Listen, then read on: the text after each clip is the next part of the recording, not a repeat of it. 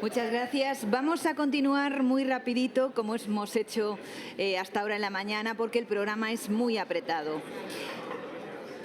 Llegamos ahora a uno, les pido por favor silencio en la sala, porque llegamos a uno de los diálogos más esperados de esta 7ª edición del foro.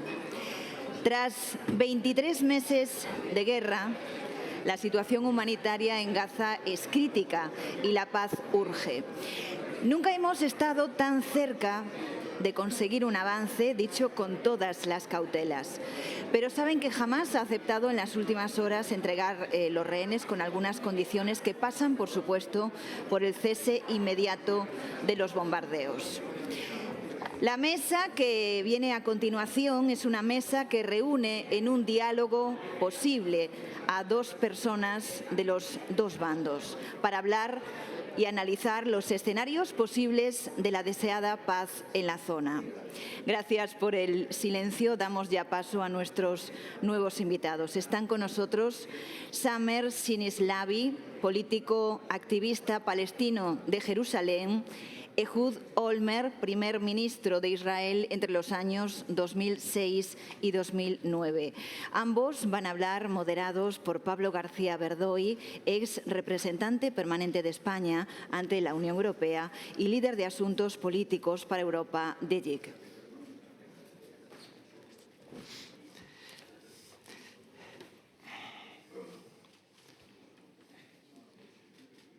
Bueno, buenos días.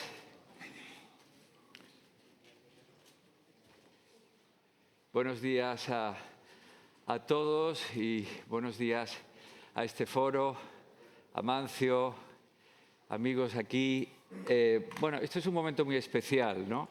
Realmente los astros se han conjurado para que esta conversación, que siempre habría sido interesante, sea especialmente interesante hoy. Voy a ser muy breve y voy a hablar solo unas palabras en castellano para hacer el setting y luego pasamos al inglés, ¿no? Estoy aquí con el primer ministro Olmert. Muchísimas gracias por venir.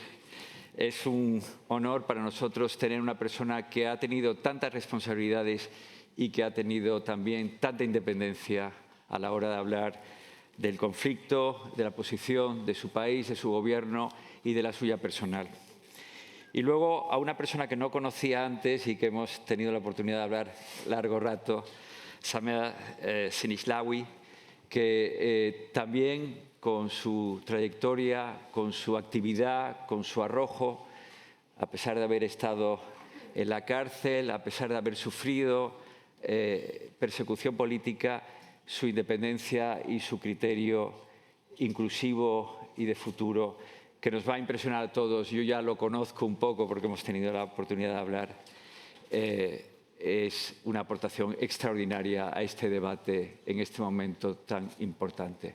Porque mi idea hoy es hacer un debate racionalmente emocional o emocionalmente racional. Es decir, lo contrario de la razón no es la emoción. La emoción es importante, pero hay que enmarcarla, hay que ayudarla, hay que comprenderla en un contexto racional. Y es lo que estas 2 grandes personalidades van a tratar de expresar con nosotros. Unos días antes del 2º aniversario del terrible atentado, del atroz atentado terrorista del 7 de octubre, y en el curso de un periodo en el que hemos visto unas atrocidades inauditas en Gaza y un dolor y un sufrimiento del que ninguno de nosotros se puede olvidar en este momento y que probablemente afectará a la solución que continuemos trabajando en el futuro. Y en este momento el asunto no es hacernos reproches, no es hablar de las oportunidades perdidas. El asunto es pensar en el futuro. Mi idea es que estos 2 grandes señores, estas 2 grandes figuras, nos cuenten primero por qué han llegado a la conclusión racional, con toda la carga emocional que tienen, a la que han llegado. Segundo, cómo ven la situación en este momento, con todos sus elementos, los elementos internos, los elementos internacionales, la ayuda de los amigos, la indiferencia de otros. ¿Y cuál es su expectativa de futuro? Yo creo que esto abarca algo más de los 40 minutos que tenemos, pero puede darnos una pincelada para empezar a hablar del futuro, que es de lo que queremos hablar. Primer ministro, muchísimas gracias por venir. Yo creo que I think I'm going to change into English so we can talk directly. Para que podamos hablar directamente. Cuénteme, por favor, después de la maravillosa cena de ayer, que quiere comentar muchas cosas personales sobre su relación con el conflicto, su pensamiento, su experiencia como alcalde de Jerusalén, que es importante para entender la forma de pensar que usted tiene. ¿Cómo lo siente ahora? ¿Cómo lo evalúa? Muchas gracias, Pablo. Es un placer para mí estar aquí. Quiero agradecer a todos por haberme invitado a esta reunión tan prestigiosa que celebran todos los años. Y me complace mucho tener esta oportunidad de compartir con ustedes. Debo decir, para empezar, que lo que sucedió el 7 de octubre provocó una guerra en Gaza que era inevitable. Lo que sucedió el 7 de octubre fue mucho más allá de cualquier cosa que habíamos sentido en la sangrienta y dolorosa historia de las guerras modernas entre Israel y Palestina en particular.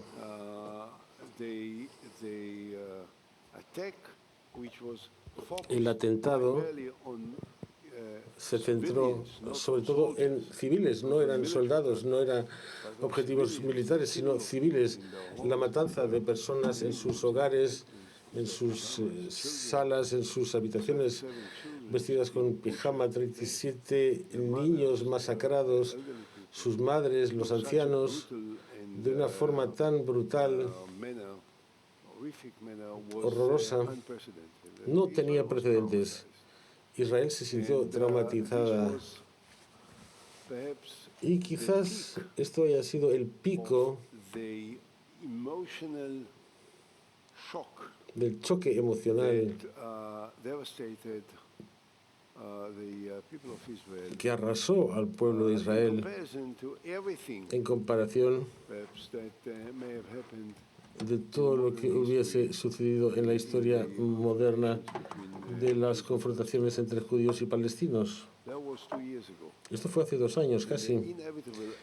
Y la reacción inevitable de Israel se entendió. Recuerdo al presidente Biden y al primer ministro Rishi Sunak de Gran Bretaña, el presidente Macron y otras personas en todo el mundo, todos dijeron que Israel tenía el derecho a reaccionar y salir y matar a los asesinos de Hamas que habían cometido estas atrocidades. Todo el mundo sabía en aquel momento que cuando se intenta alcanzar a Hamas, que están escondidos, incrustados en la zona más densamente poblada por civiles en Gaza, es imposible hacerlo sin provocar muchos daños colaterales que afectarían a muchas personas que no tenían nada que ver con el ataque terrorista. Y la comunidad internacional lo aceptó como un resultado inevitable por algo que fue detonado originalmente por Hamas. Y en aquel momento pues, se decía que Hamas resultó ser el peor de los peores enemigos de su propio pueblo. Porque si no hubiesen empezado lo que empezaron el 7 de octubre, todas las posibles ramificaciones que resultaron no hubiesen ocurrido. Y lo que sucedió Es lo que estamos viendo. Estamos hablando de 2 años después, no del 7, ni del 8, ni del 10, ni del 12. Estamos hablando de 2 años casi que se cumplirán el 7 de octubre de este año.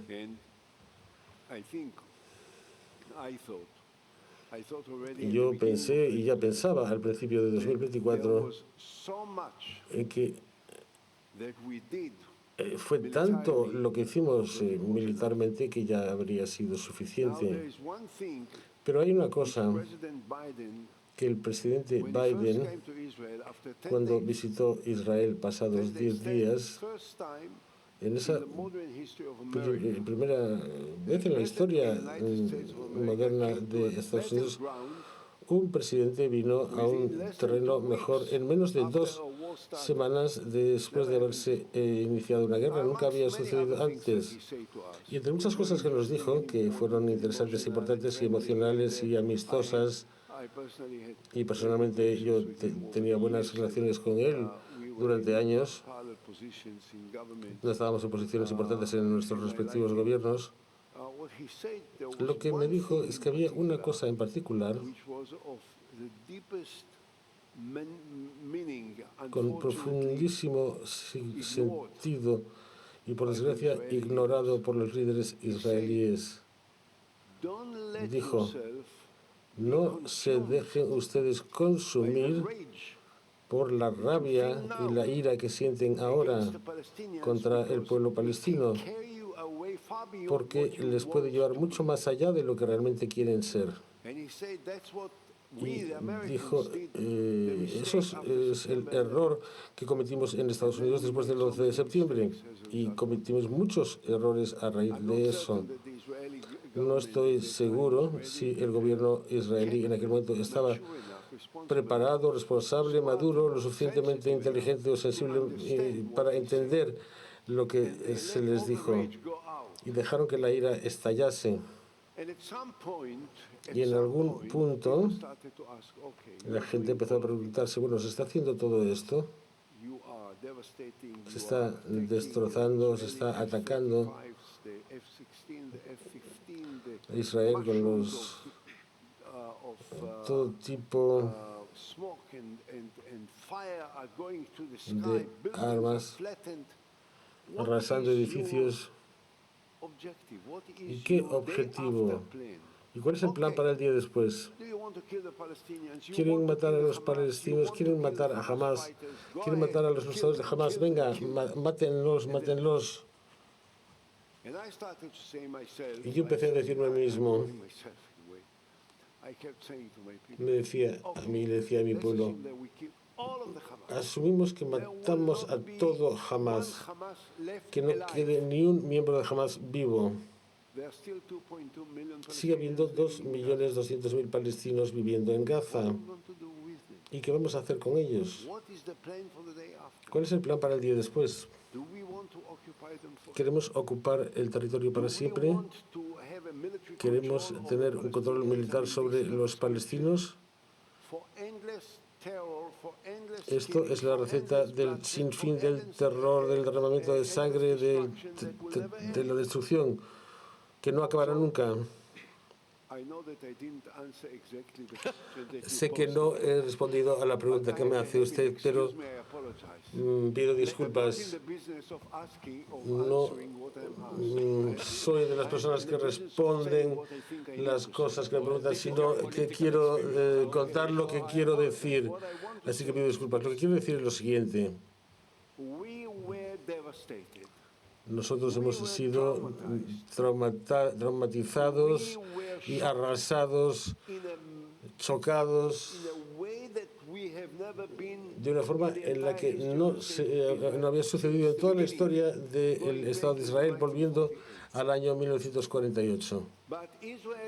Pero Israel es lo suficientemente fuerte y potente y capaz para intentar llegar a algún tipo de equilibrio sin olvidarse y sin perdonar lo que se nos ha hecho. Intentando construir una estrategia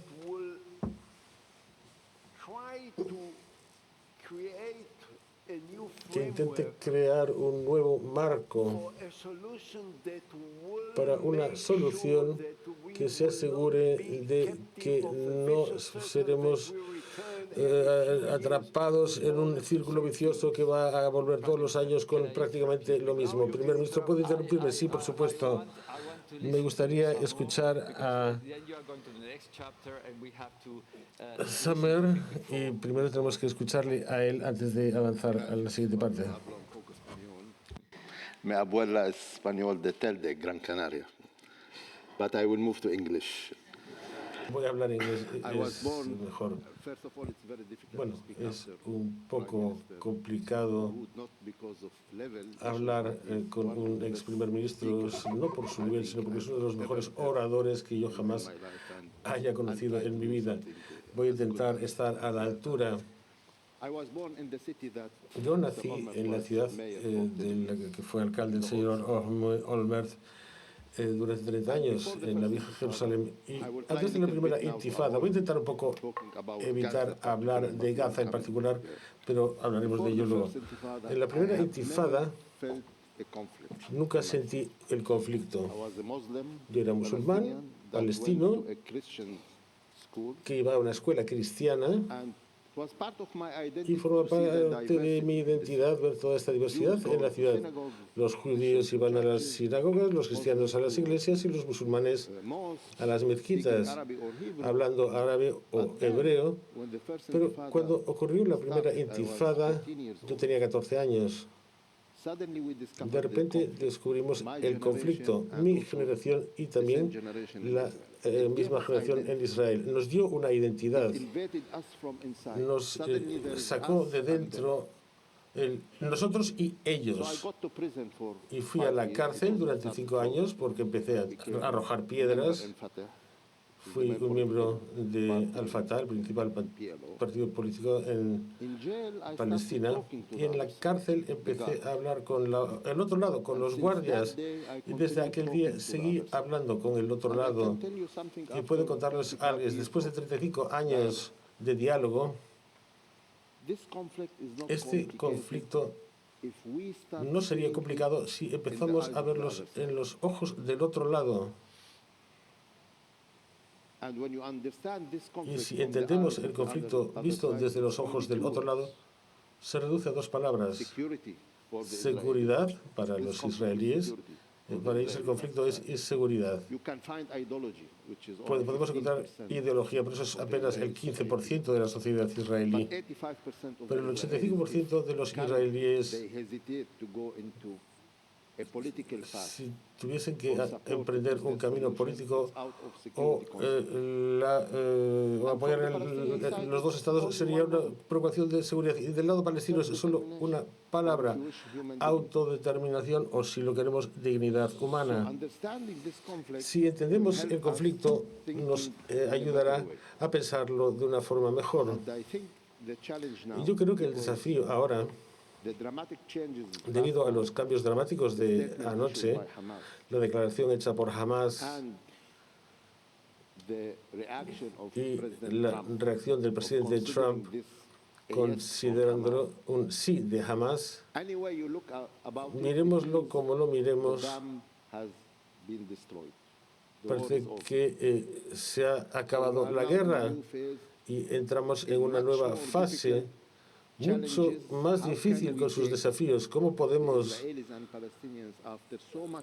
emprender a los israelíes y a los palestinos con tanto trauma que entiendo del lado israelí, porque los conozco, hablo con ellos, hablo con todo el mundo en Israel, de muro a muro, de la izquierda al centro, a la derecha, sé el tipo de trauma que sufren, pero desgraciadamente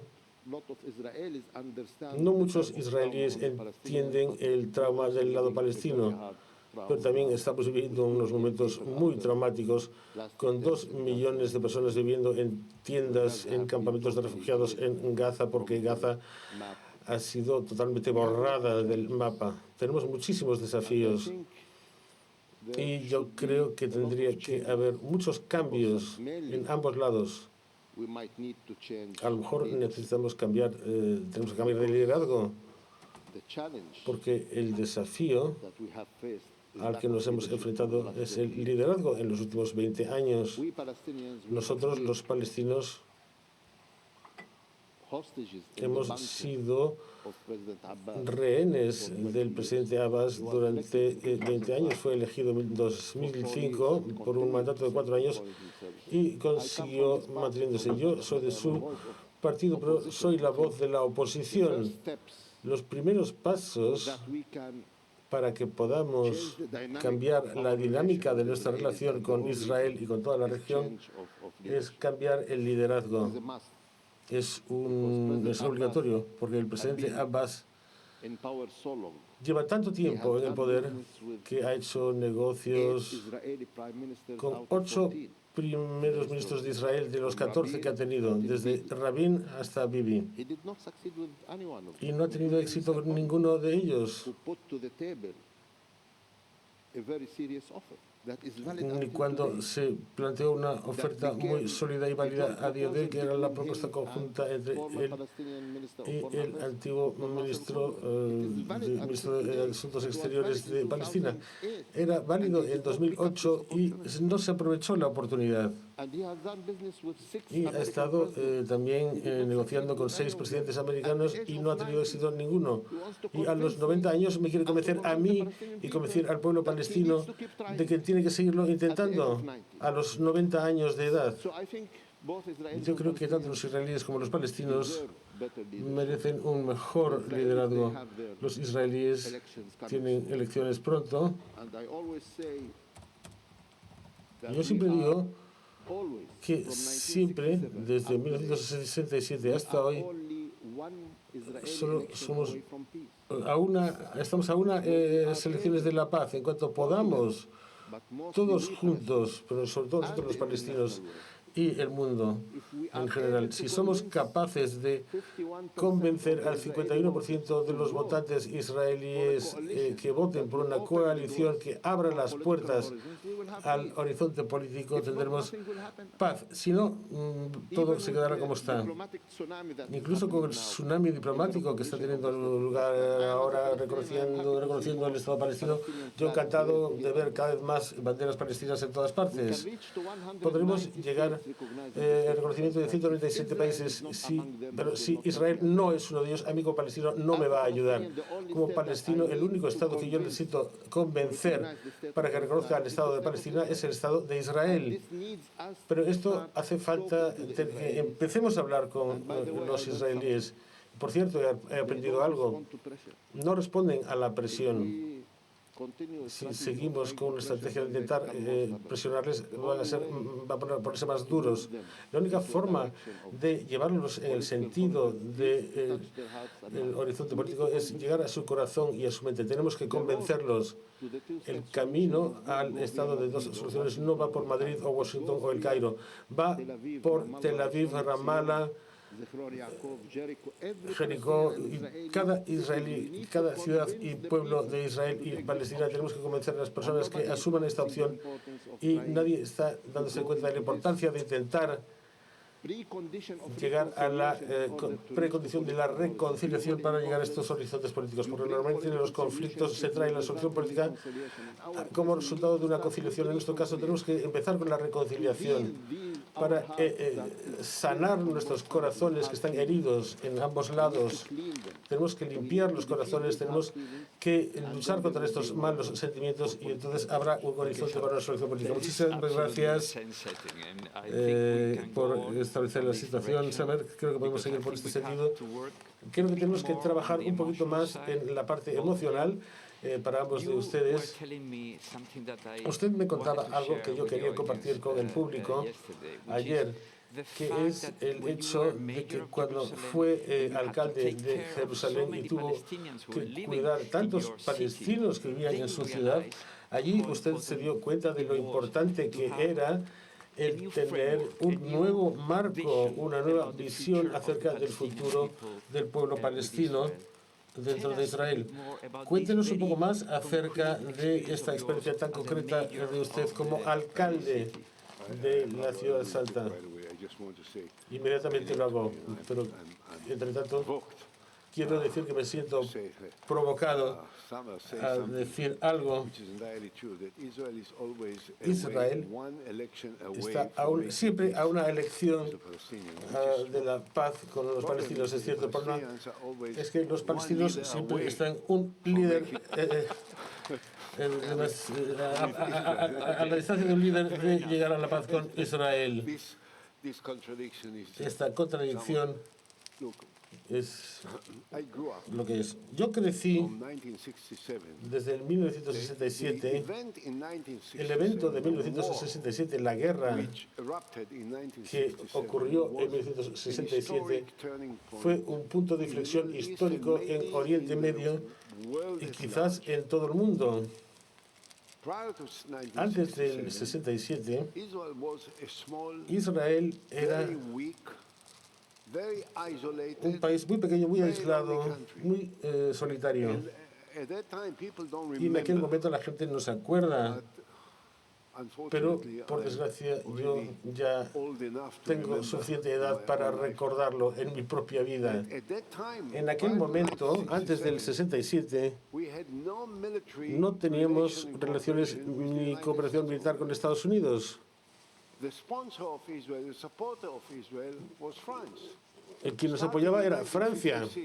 Desde 1966, con esta conspiración y manipulación entre Reino Unido, Francia e Israel contra Egipto por la nacionalización del canal de Suez. Y a partir de ahí, Francia apoyó al Estado de Israel. Israel estaba totalmente aislada.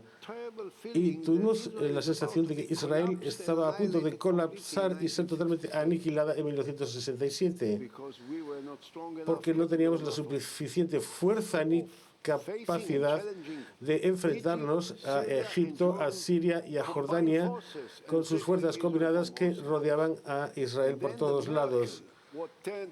Y luego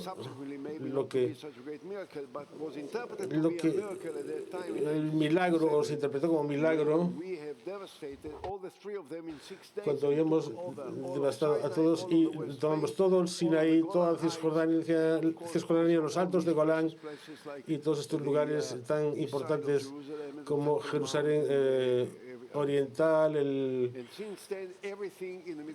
templo, y desde entonces todo ha cambiado en Oriente Medio, y así Israel, en vez de ser este pequeño país, nos convertimos en un imperio que controla todo Oriente Medio, lo cual viene a ser una fuente de ser respetados y cuidados.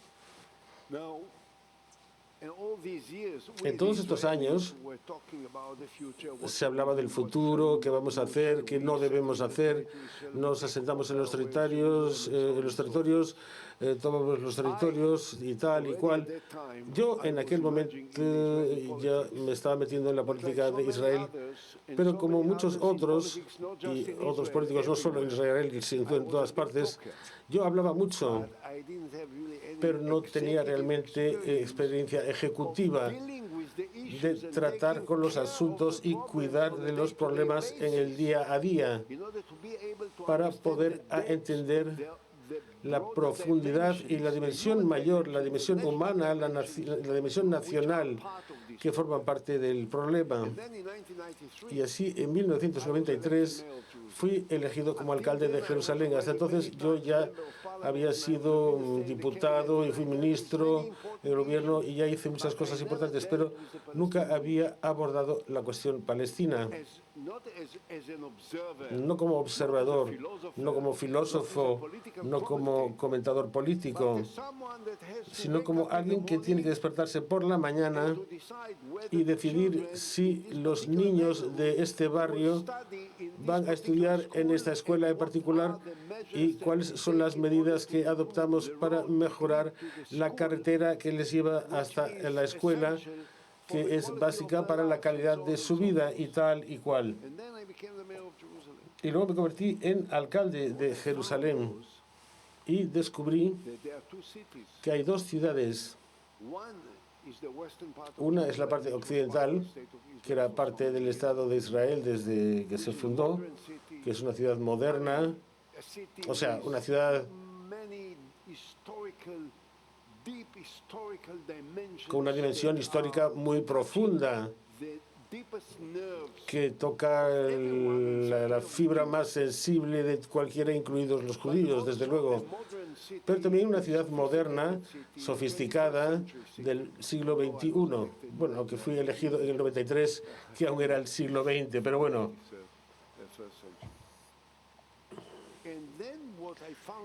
Y entonces descubrí que la parte oriental de Jerusalén seguía anclada en el siglo XIX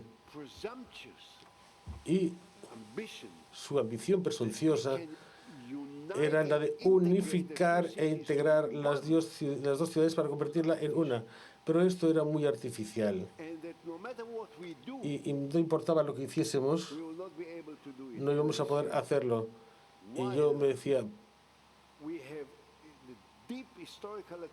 aunque tengamos este vínculo tan profundo y tan histórico con cualquier parte de la ciudad Jerusalén Oriental y la Cisjordania, que históricamente y geográficamente y emocionalmente y religiosamente tiene un vínculo muy fuerte con la historia judía. La cuestión es cómo podemos vivir con 4 millones de no judíos que son palestinos sin darles igualdad total de derechos como seres humanos, como los que queremos para nosotros. Y la opción acabó por ser: ¿los ocupamos para siempre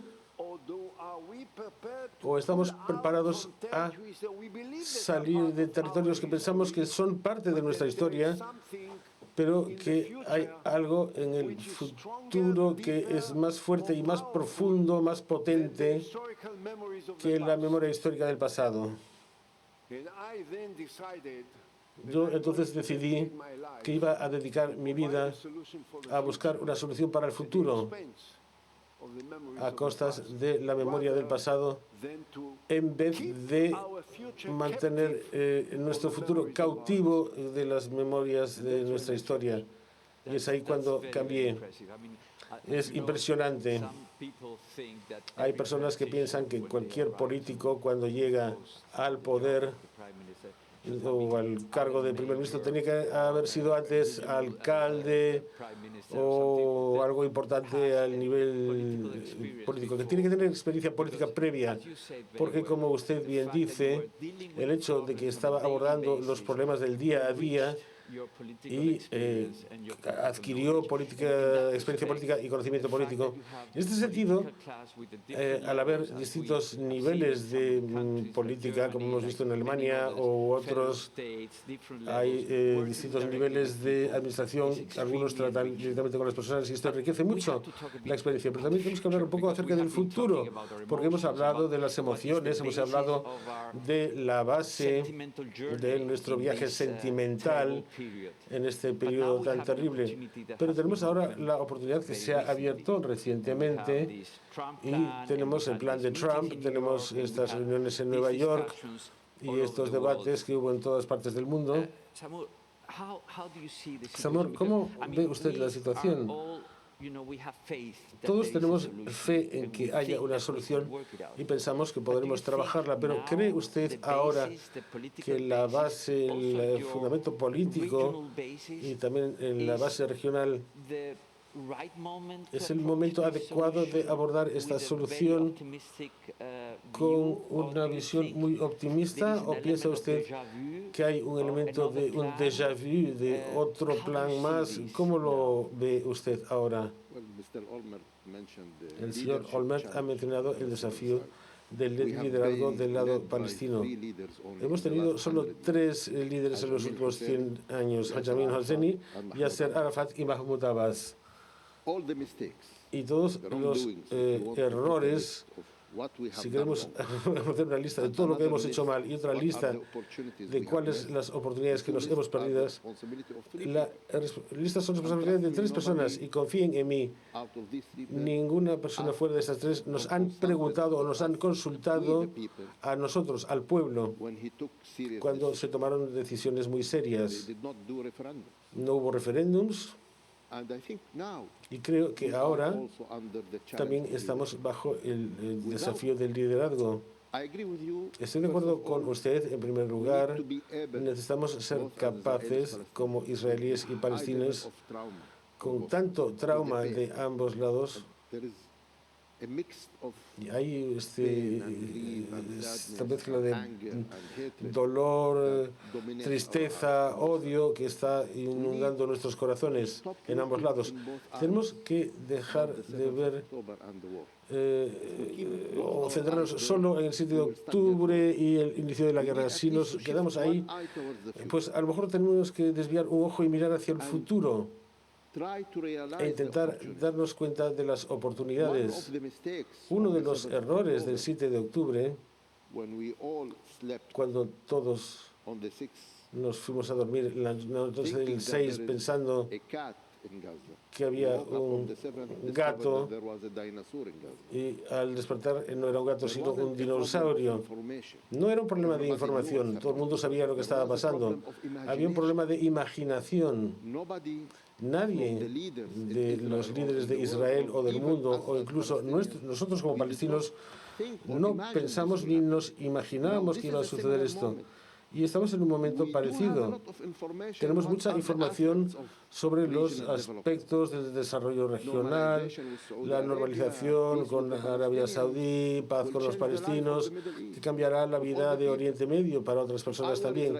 Si yo fuese israelí, yo cambiaría la fecha de la independencia de Israel del 15 de mayo al día en que Israel firme la paz con Palestina. Será la fecha de independencia porque Israel será transformada desde una villa en una jungla a una villa en un barrio muy agradable. Es una historia totalmente distinta. Ya conocemos la economía subyacente, ya conocemos los beneficios diplomáticos, militares y de seguridad, pero nos falta imaginarlo tanto a los israelíes como a los palestinos. Pero esto no es fantasía. Va a suceder, tiene que suceder. La fantasía es no creer en ello. Al final de la guerra, hoy, se han perdido miles de vidas. Nosotros hemos perdido decenas de miles de vidas. Pero no ha cambiado nada. Seguimos siendo 7 millones de judíos y 7 millones de palestinos viviendo en la misma tierra. No ha cambiado nada y nadie se va a ir. Y quizás esto llamará a la atención, sobre todo de los israelíes, cuando plantearon lo de la guerra sin opción. Ha llegado el momento de la paz sin opción. No hay otra opción. Pero el liderazgo actual será capaz de tomar estos pasos. Lo dudo mucho. Creo que tiene que haber un cambio de liderazgo. Para los palestinos necesitamos también elecciones.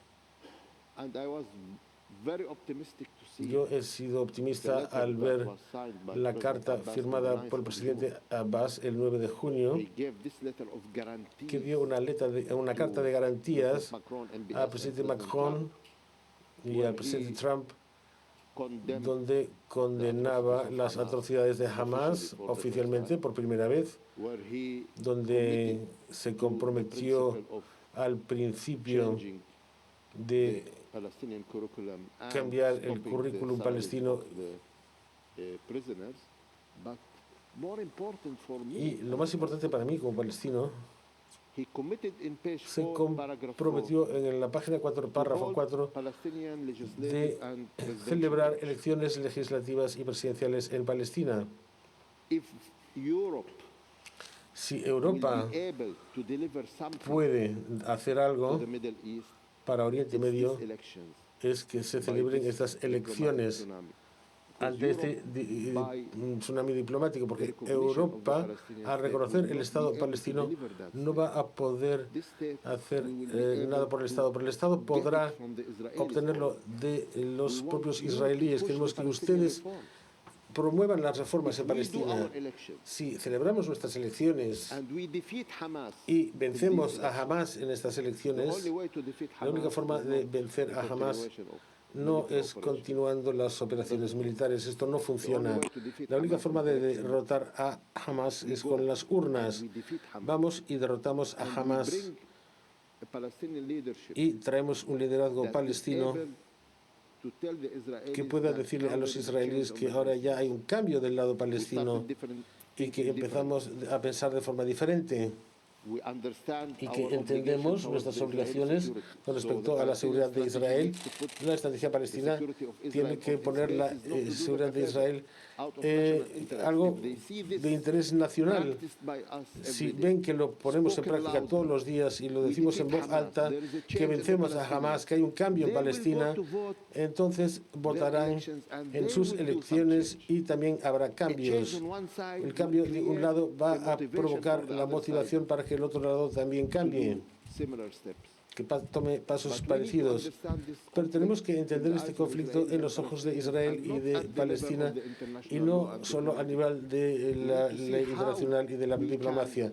Tenemos que ver cómo podemos ayudar a los israelíes y palestinos a dejar de pensar en el dolor y empezar a pensar en el futuro. Bueno, estamos a distintos niveles de conversación y la atracción emocional que tiene este conflicto en todo el mundo, que es algo único, es decir, no hubo ningún conflicto que haya movido a tantas personas a salir a la calle a protestar y del que se hable tanto.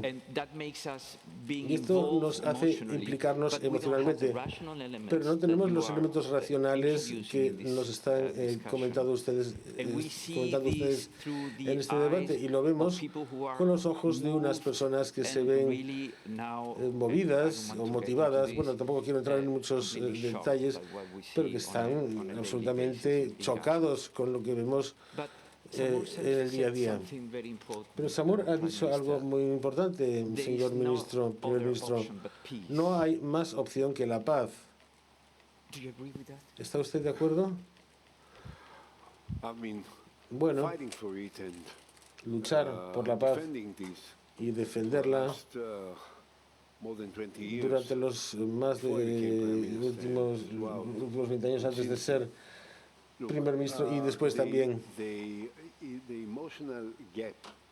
la brecha emocional que han mencionado ustedes y yo mismo también es obvia e inevitable. Nos hemos visto traumatizados de una forma que nunca había sucedido antes, y como consecuencia, como resultado de las operaciones robustas militares amplias de Israel, con todas las medidas y todas las armas que poseemos, los hemos arrasado. No se puede ignorar el impacto emocional. Si nos fijamos en todos los edificios, el 70% de ellos destruidos y miles de personas que han muerto y que son civiles y niños, y también mucha gente que murió en Israel tampoco estaba metida en terrorismo ni en guerras.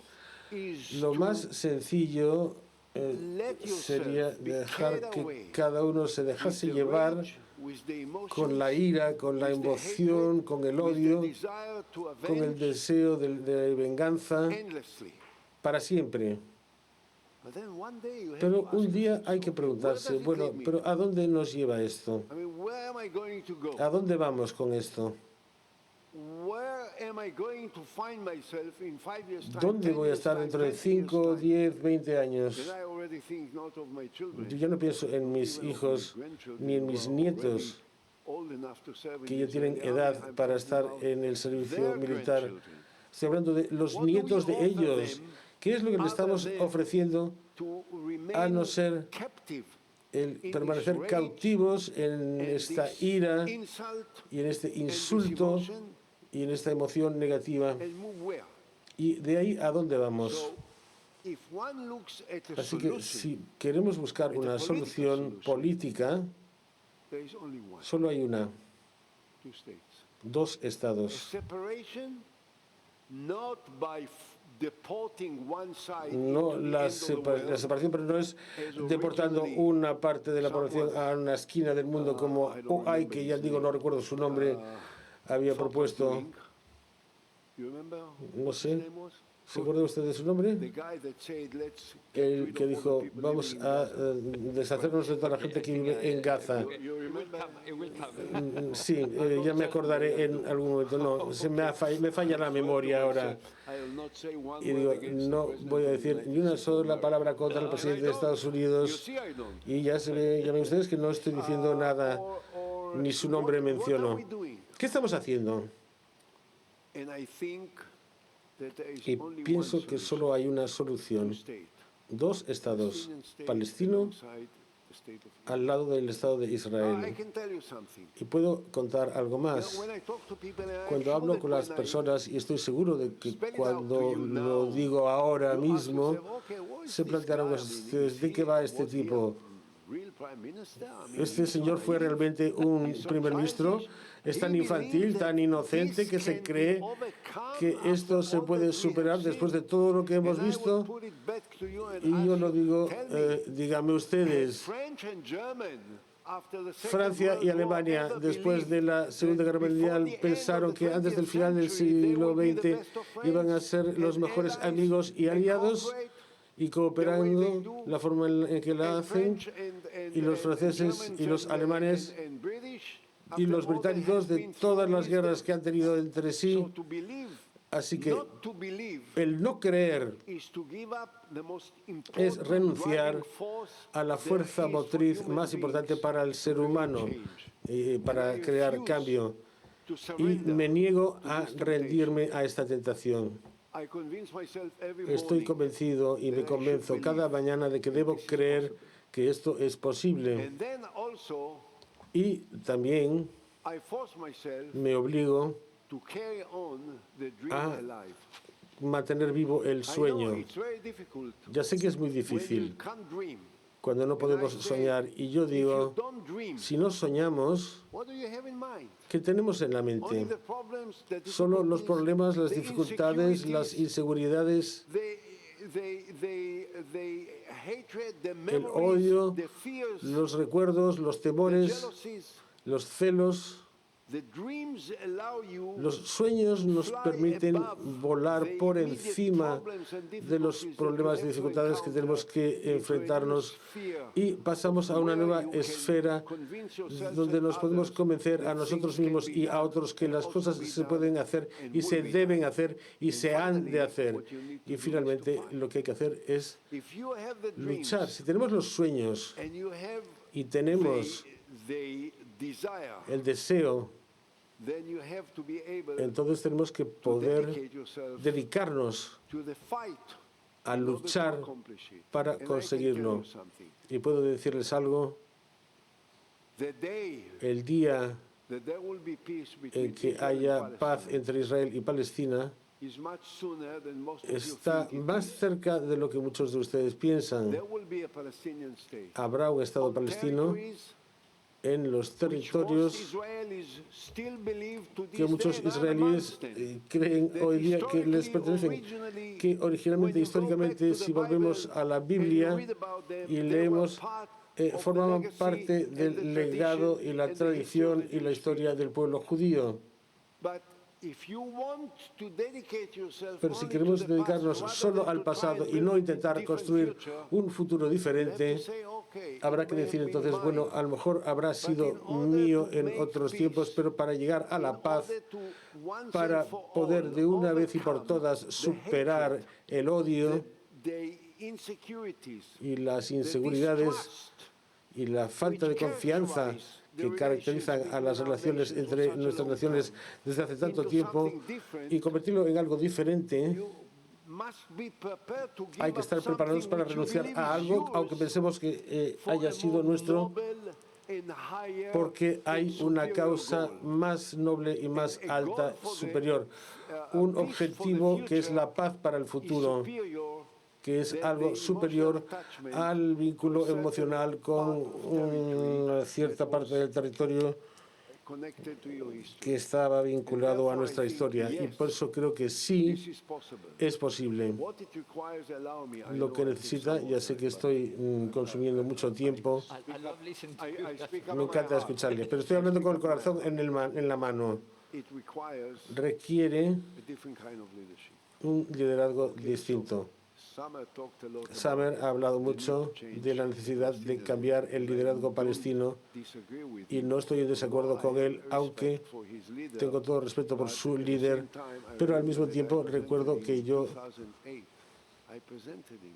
le presenté en 2008 un plan amplio de paz con la opción de los dos estados, el Estado palestino con las fronteras del 67 y como Jerusalén, en su lado árabe, como capital de Palestina, y con la ciudad vieja de Jerusalén, no bajo la solvencia política exclusiva ni de Israel ni de Palestina, sino administrada por un consorcio de 5 países: Arabia Saudita, Jordania, Palestina, Israel y Estados Unidos, para abarcar las 3 religiones en las que es ciudad santa: el cristianismo, el islam y el judaísmo, y libre para todos los creyentes, pero no bajo la soberanía exclusiva de ninguno de ellos.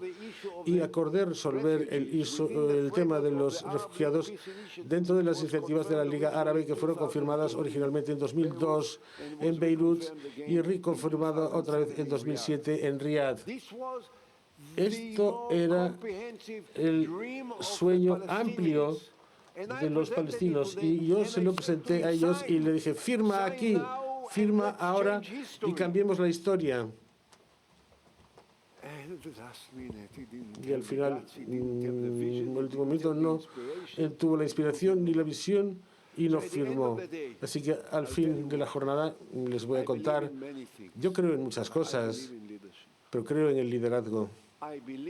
Creo en el liderazgo que tenga el poder cuando llega el momento de tomar decisiones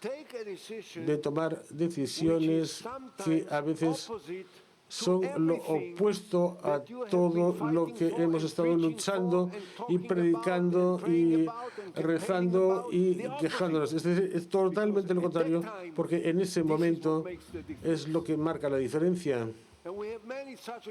Y tenemos muchos ejemplos, incluso en la historia moderna,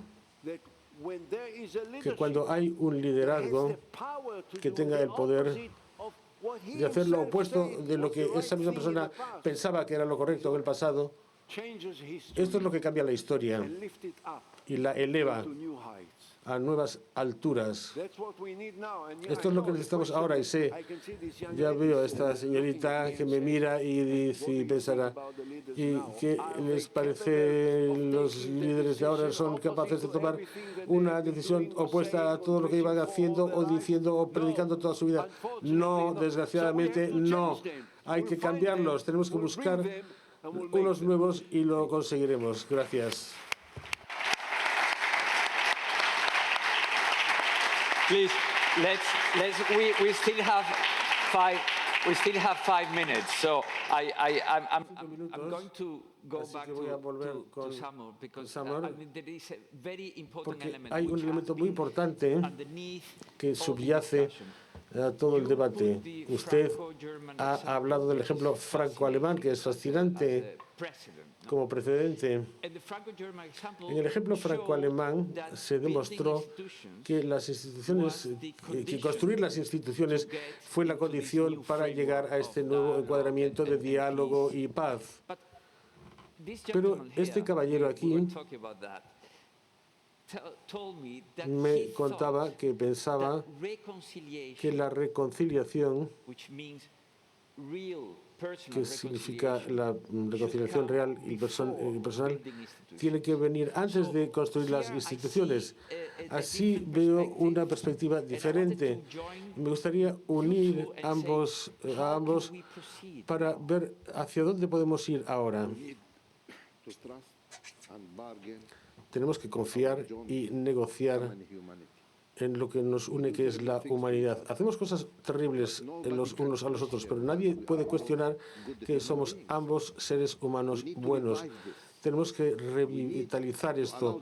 Tenemos que permitir que los palestinos tengan la sensación de la humanidad también del otro lado y para que los israelíes sientan la humanidad nuestra. Esta humanidad conjunta nos rescatará al final de la jornada y es en esto en lo que debemos basarnos. Quiero contarles un par de anécdotas que pueden explicar el conflicto y a lo mejor no están en ningún libro. Hay un señor llamado Abdelaziz Rantiz que coestableció Hamas. Su padre venía de un pequeño pueblo de Israel llamado Yavne. Cuando vivía ahí, antes de ser un refugiado en Gaza, su padre estaba casado con dos mujeres, una musulmana, que era la madre de él, y la otra mujer era judía. Y su padre tiene hijos judíos y hijos musulmanes en la misma casa. Y ambos llamaban al mismo hombre papá. Y cuando empezaron los incidentes de 1947 y 1948, el padre se quiso cambiar, hubo unas olas de inmigración. Su esposa judía le dijo, ¿y yo por qué tengo que irme? Yo me quiero quedar aquí. A mí no me van a hacer daño y no van a hacer daño a mis hijos porque somos judíos. Así que llévate a tu esposa musulmana y cuando las cosas se tranquilicen ya volverás a casa. En una noche, una familia fue dividida en dos: refugiados palestinos y judíos israelíes. Esa noche, técnicamente, la persona que tomó la decisión de asesinar a Abdelaziz Rantizi como fundador de Hamas podía ser uno de sus hermanos. Así que en una noche no sabíamos por qué nos convertimos en enemigos, por ninguna razón. Y esta confusión continuó. Ahora, si estoy haciendo un máster en la Universidad Hebrea,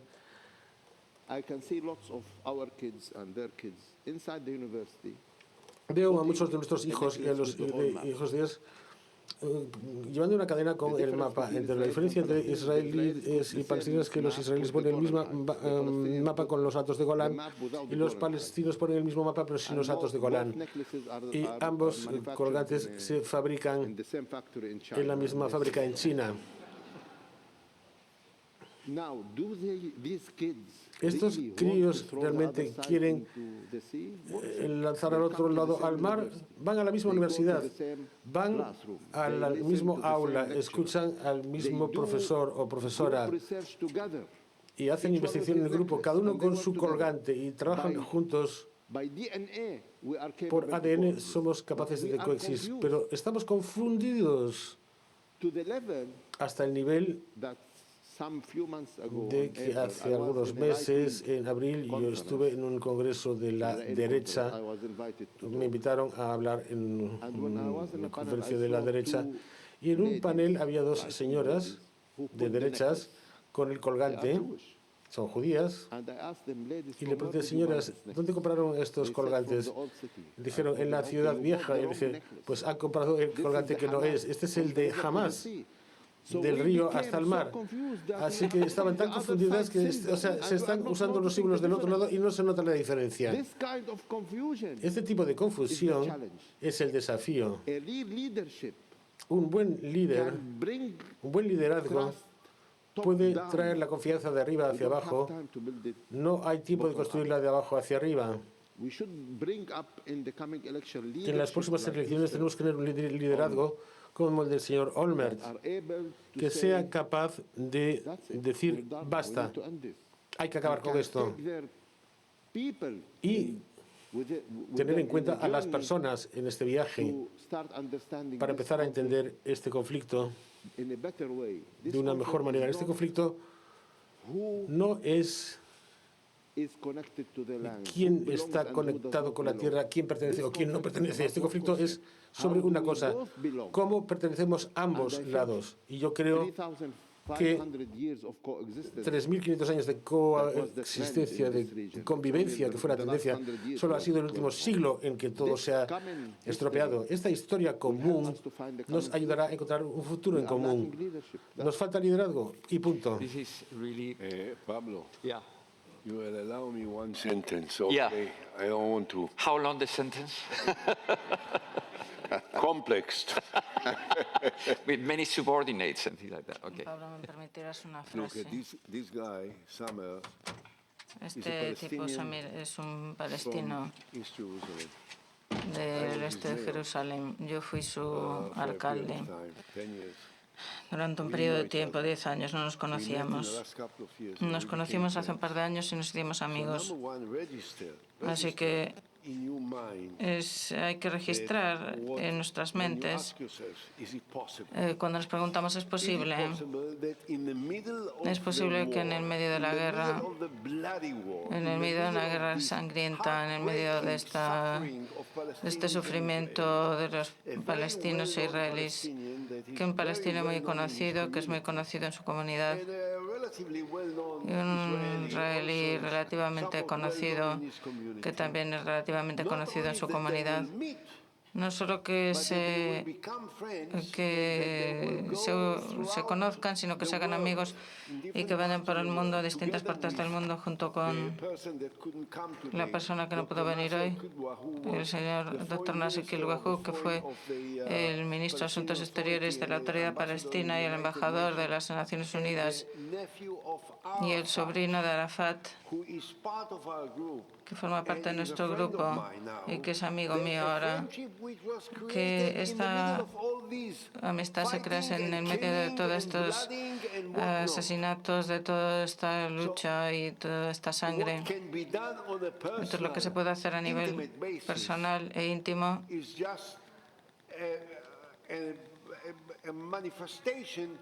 es una manifestación de lo que se puede hacer a nivel mundial. Hay que creer, hay que querer y hay que luchar. Thank you so much. Muchas gracias. Thank you so much.